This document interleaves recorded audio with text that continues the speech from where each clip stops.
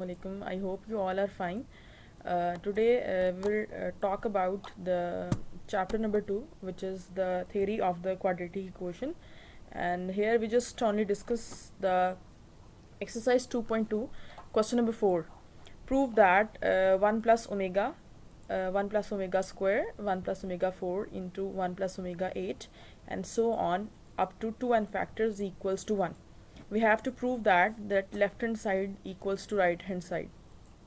So obviously हम लोग इसकी लेफ्ट हैंड साइड सेलेक्ट करेंगे ना कि राइट हैंड साइड, और हमें राइट हैंड साइड यानी आंसर प्रूव करना है इस पूरे के पूरे फैक्टर्स जो आपस में मल्टीप्लाई हो रहे हैं उसका आंसर 1 के इक्वल आना चाहिए.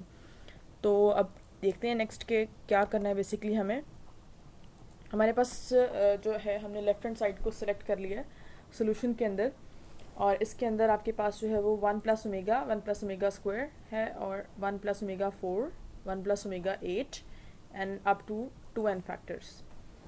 अच्छा जी, अब हमने किया क्या है कि 1 प्लस ओमेगा और 1 प्लस ओमेगा स्क्वायर बजाय इसके कि हम मल्टीप्लाई करें, हम थोड़ा सा रीअरेंज कर रहे हैं अपने फैक्टर्स को.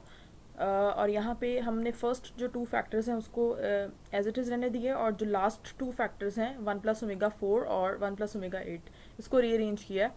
1 प्लस ओमेगा 4 को हम लिख सकते हैं ओमेगा इंटू ओमेगा क्यूब, और पावर क्योंकि 4 है तो 3 और 1 स्प्लिट कर दिया, और फिर इस तरीके से 1 प्लस ओमेगा 8 है तो हमने 6 और 2 में स्प्लिट कर दिया, क्योंकि हमें पता है कि हमें ओमेगा क्यूब जो है उसका आंसर सिर्फ पता है कि वो 1 के इक्वल होता है. तो हमारी कोशिश यही होगी कि हम हर जो आपके पास ओमेगा की पावर है उसको पावर 3 में कन्वर्ट कर सकें. बाकी जो है वो up to so 1 factor as it is है. उसके बाद 1 प्लस ओमेगा यानी फर्स्ट 2 फैक्टर्स हमने एज इट इज़ लिखे, 1 प्लस ओमेगा स्क्वायर और 1 प्लस, अब यहाँ पे ओमेगा क्यूब जो है वो बेसिकली 1 के इक्वल होगा, तो 1 इंटू ओमेगा, तो ओमेगा रह जाएगा आपके पास. इस तरीके से 1 प्लस ओमेगा 6 को लिख सकते हैं हम 3 2 6, तो ओमेगा क्यूब अगेन 1 बनेगा, तो 1 मल्टीप्लाइड बाय ओमेगा स्क्वायर आ जाएगा and up to so on to 1 factors.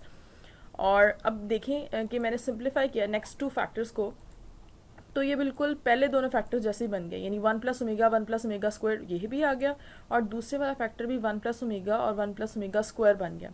अब इस तरीके से जिस सो ऑन का मतलब ये है कि आगे इस तरह के फैक्टर्स चल रहे हैं, यानी हमारे पास जो है वो दिखने में पावर्स बड़ी बड़ी लगेंगी, लेकिन जब हम उनको सिंप्लीफाई करेंगे तो हमारे पास ये जो फैक्टर बने हैं 1 प्लस ओमेगा और 1 प्लस ओमेगा स्क्वायर यही चेंज होके बनते जाएंगे. तो इसका मतलब ये है कि ये 2 एन फैक्टर्स इस तरह से चलते जा रहे हैं. अब उसके बाद करेंगे क्या, क्योंकि हमने सेम बना लिए तो मकसद ही हमारा ये था कि हमें सेम, ताकि हमें नज़र आना शुरू हो जाए. तो हमने क्या किया कि हमने पेयर बना लिए, फर्स्ट 2 का एक पेयर बना लिया और इस तरीके से सेकंड का पेयर बनाया, and up to so on हम इस तरह से पेयर बनाते जाएंगे. लेकिन हम यहाँ पे सिर्फ 2 को शो कर रहे हैं, 2 की वर्किंग शो कर रहे हैं. अब पेयर बनाने के बाद जब पेयर बना लेंगे, क्योंकि टोटल ये 2 एन फैक्टर्स हैं, तो ऑब्वियसली हम 2 के पेयर बना रहे हैं, यानी हमने 2 को 1 में कर दिया, तो इसका मतलब है फैक्टर्स हाफ हो गए, तो 2 एन की बजाय वो एन फैक्टर्स रह जाएंगे. तो अब एन फैक्टर्स हैं, अब हम इन एन फैक्टर्स को सॉल्व करते हैं. तो जब हम एन फैक्टर्स को सॉल्व करेंगे, तो ये मैंने कुछ स्टेप्स रिपीट कर दिए ताकि आपको बार बार पीछे ना मूव करना पड़े. तो जब हमने पेयर्स को रिपीट किया तो ये हमारे पास हो गए जी एन फैक्टर्स, यानी हाफ रह गए. अब हम इसको लिख सकते हैं, क्योंकि ये एन टाइम्स फैक्टर हैं, तो हम लिख सकते हैं कि 1 plus omega square whole raise to the power N.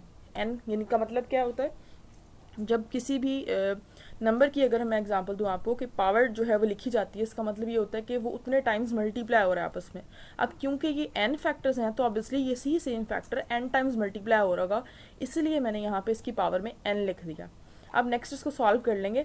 अब एज यू नो दैट कि 1 plus omega square equals to 0 होता है, यानी sum of the 3 roots equals to 0. तो वहाँ से आप 1 प्लस ओमेगा की वैल्यू निकाल सकते हैं. तो वहाँ से आ जाएगा बेसिकली माइनस ओमेगा स्क्वायर, और इस तरीके से 1 प्लस ओमेगा स्क्वायर आपके पास आ जाएगा minus omega. In the next step दोनों मल्टीप्लाई हो सकते हैं आपस में, माइनस माइनस प्लस हो गया, ओमेगा की पावर 2 इंटू ओमेगा क्यूब हो गया, whole raise to the power n as it is है ही. And you know very well that कि ओमेगा क्यूब जो है वो 1 के इक्वल होता है, एंड होल पावर n, और 1 की पावर n मीन्स दैट 1. अब अगर मैंने तो यहाँ पे n की पावर करके सॉल्व कर लिया, हैंस प्रूव्ड हो गया हमारा left hand side equals to right hand side.